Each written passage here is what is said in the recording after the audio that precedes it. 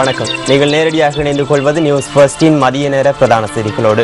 விரிவான செய்திகளுக்கு செல்லும் முன்னர் முதலில் இன்றைய தலைப்புச் செய்திகள். கடும் காற்றுடனான வானிலை காரணமாக உயிரிழந்தவர்களின் எண்ணிக்கை 47ஆக அதிகரிப்பு.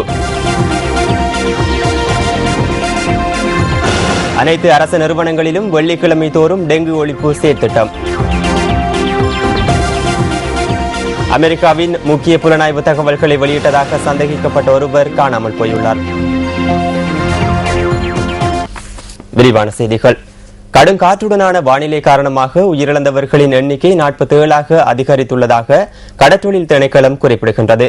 கொழும்பில் இன்று நடைபெற்ற ஊடகவியலாளர் சந்திப்பொன்றில் கடற்றொழில் பிரதி அமைச்சர் சரத்குமார குணரத்ன இதனை தெரிவித்தார்.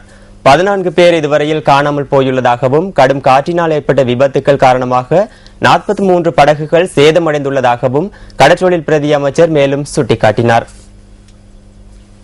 அனைத்து அரசு நிறுவனங்களிலும் வெள்ளிக்கிழமை தோறும் டெங்கு ஒழிப்பு செயற்திட்டங்களை நடைமுறைப்படுத்த தீர்மானிக்கப்பட்டுள்ளது. பொது நிர்வாக அமைச்சு மற்றும் சுகாதார அமைச்சு ஆகியன இணைந்து அதற்கான விசேட சுற்று நிருபம் ஒன்றை வெளியிட்டுள்ளதாக சுகாதார சேவைகள் பணிப்பாளர் நாயகம் டாக்டர் பாலித மஹிபால தெரிவிக்கின்றார். மாவட்ட செயலாளர்களுடன் நேற்று நடைபெற்ற கலந்துரையாடலில் இந்த தீர்மானம் எடுக்கப்பட்டதாக பணிப்பாளர் நாயகம் கூறினார். டெங்குவை கட்டுப்படுத்துவது தொடர்பான திட்டத்தை மாவட்ட, பிரதேச மற்றும் கிராம மட்டத்தில் பல்வேறு குழுக்களின் ஊடாக பலப்படுத்துவது தொடர்பில் இதன்போது கலந்துரையாடப்பட்டதாக அவர் குறிப்பிட்டார். அத்துடன் பாடசாலைகள், அரசு நிறுவனங்கள், மதஸ்தலங்கள் உள்ளிட்ட இடங்களை சுத்தப்படுத்துவது தொடர்பிலும் இங்கு விசேட கவனம் செலுத்தப்பட்டது. மாவட்ட செயலாளர்கள் தலைமையில் மாவட்ட ரீதியில் பல்வேறு நடவடிக்கைகள் எடுப்பது தொடர்பில் இங்கு கவனம் செலுத்தப்பட்டதாக பணிப்பாளர் நாயகம் தெரிவித்தார். இதேவேளை காய்ச்சல் ஏற்படும் பட்சத்தில் விரைவில் சிகிச்சைகளை பெற்றுக் கொள்வதன் மூலம் டெங்கு காய்ச்சல் ஏற்பட்டுள்ளதா இல்லையா என்பதை உறுதியாக அடையாளம் காண முடியும் என டாக்டர் பாலித மஹிபால சுட்டிக்காட்டுகின்றார். நோயாளர்கள் உரிய நேரத்தில் வைத்தியசாலைகளுக்கு சென்று சிகிச்சைகளை பெற்றுக் கொள்ளாமை முக்கிய பிரச்சனையாக காணப்படுவதாக அவர் கூறினார். 2 நாட்களுக்கு அதிகமாக காய்ச்சல் காணப்படும் சந்தர்ப்பத்தில் அருகில் உள்ள வைத்தியசாலைக்கு சென்று சிகிச்சைகளை பெற்றுக் கொள்ளுமாறு பணிப்பாளர் நாயகம் குறிப்பிடுகின்றார்.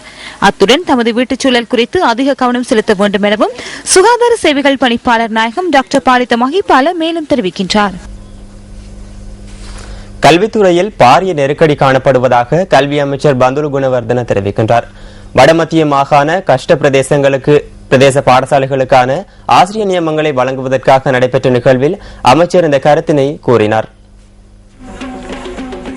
கணிதம், ஆங்கிலம், விஞ்ஞானம் மற்றும் தொழில்நுட்பம், கலை உள்ளிட்ட பாடங்களுக்காக 1075 ஆசிரியர் நியமனங்கள் இதன்போது வழங்கப்பட்டன.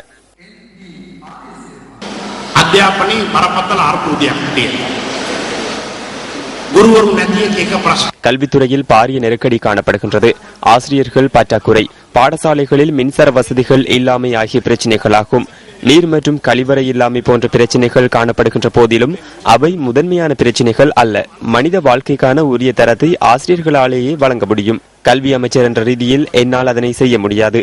அதனால்தான் மனித வாழ்வை மேம்படுத்தும் ஆசிரியர்கள் வீதியில் செல்லும் போதும் அவர்களுக்கு மரியாதை செலுத்துகின்றனர். அவ்வாறானதொரு தன்மை ஆசிரியர்களுக்கு காணப்படுகின்றது. உங்களுக்கு இலவச கல்வி வழங்கிய ஆசிரியர்களுக்காக தேசிய கடமை மற்றும் பொறுப்பை பூர்த்தி செய்ய 5 ஆண்டுகள் இந்த மாணவர்களின் கல்விக்காக செயலாற்றுங்கள். 5 ஆண்டுகளின் பின்னர் இடமாற்றத்தை பெற்றுக் கொள்ளுங்கள். அவ்வாறான அர்ப்பணிப்பை செய்யாவிடின் இந்த துறைக்கு நீங்கள் பொருத்தமானவர்கள் அல்ல.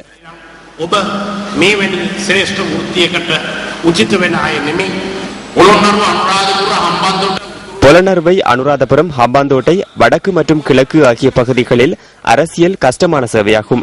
ஏனெனில் பாராளுமன்றத்திற்கு நாம் செல்வதற்கு 6 மணித்தியாலங்கள் செலவாகும். புலனறுவையிலிருந்து கொழும்பிற்கு செல்வதற்கு அமைச்சர் பந்துல குணவர்தனவிற்கு அதிக நேரம் செலவாகும். வீட்டிலிருந்து 10 நிமிடங்கள் செல்வது கஷ்டமான சேவை அல்ல. பாராளுமன்ற சுற்றுவட்டத்தில் வீடுகளை நிர்மாணித்துள்ள அமைச்சர்கள் உள்ளனர். நான் அவர்களின் பெயர்களை கூற மாட்டேன். அவர்களின் வீடுகளில் இருந்து பார்த்தால் பாராளுமன்றம் தெரிகின்றது. அது உண்மையில் கஷ்டமான சேவை அல்லவென நான் கூறுகின்றேன். எதிர்காலத்தில் வீட்டு பாவனைக்காக சூரிய சக்தியூடாக உற்பத்தி செய்யும் மின்சாரத்தை பயன்படுத்தும் திட்டத்தினை அறிமுகப்படுத்தியுள்ளதாக சுகாதார மற்றும் மீள்பொதுமித்தல் சக்தி அமைச்சர் சுசில் பிரேமஜயந்த தெரிவிக்கின்றார். நுகேகொடே ஸ்டான்லி திலகரத்ன வீதியில் சூரிய சக்தியில் செயற்படும் வீதி விளக்கு கட்டமைப்பினை திறந்து வைக்கும் சந்தர்ப்பத்திலேயே அமைச்சர் இதனை கூறினார்.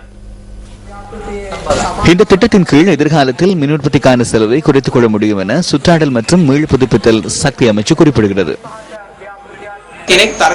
இதற்கு அதிக செலவாகும் என எவரேனும் வாதிட முடியும். சிறிது காலத்தின் பின்னர் தொழில்நுட்ப வளர்ச்சியுடன் இதன் செலவு குறைவடையும் என நாம் எண்ணுகிறோம். இந்த மின்சக்தி வீட்டு பாவனைக்காக பயன்படுத்தப்பட உள்ளது. அத்துடன் பாரிய அளவிலான மின்சார திட்டங்களிலும் பயன்படுத்தப்பட உள்ளது. அதன் பின்னர் மின் கட்டணம் அதிகரிக்கப்பட்டது என எவரும் ஆர்ப்பாட்டத்தில் ஈடுபட வேண்டிய அவசியமில்லை. ஏனெனில் உங்களின் வீட்டிலேயே மின்சாரம் உற்பத்தி செய்யப்படும்.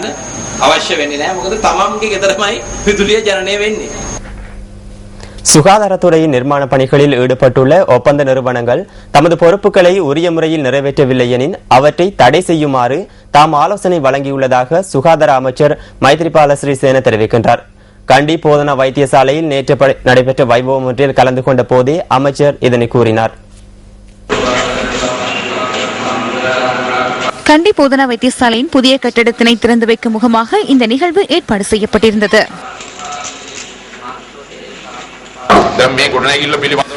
இந்த கட்டிடத்தின் நிர்மாண பணிகள் 2005ஆம் ஆண்டு ஆரம்பிக்கப்பட்டன.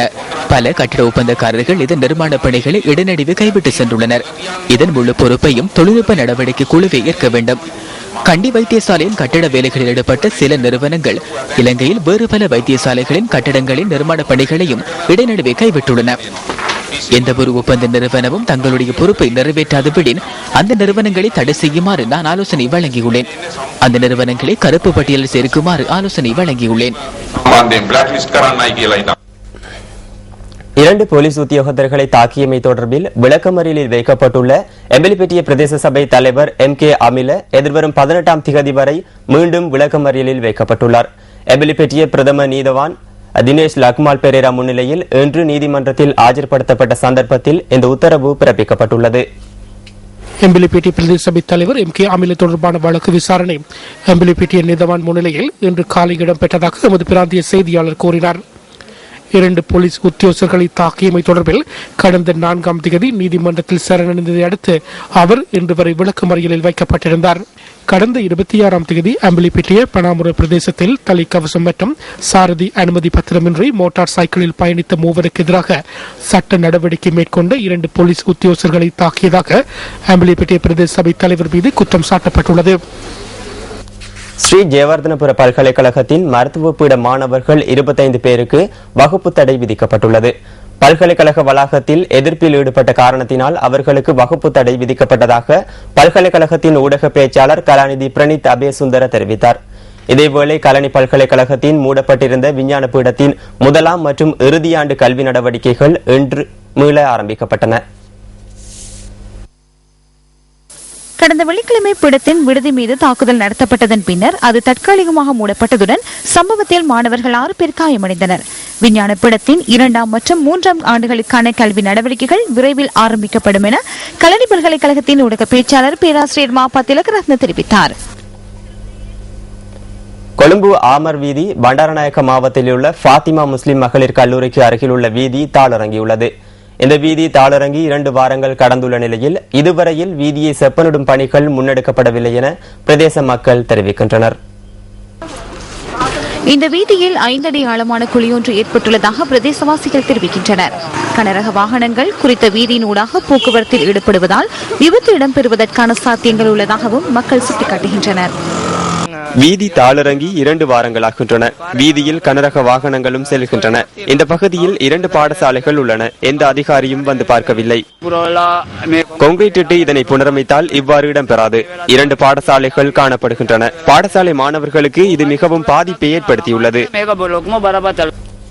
நியூஸ் ஃபர்ஸ்டின் மதிய நேர பிரதான செய்திகள் நிறைவு பெறுகின்றன. எமது மணித்தியாளர் செய்திகளை 2:25 எதிர்பாருங்கள். வணக்கம்.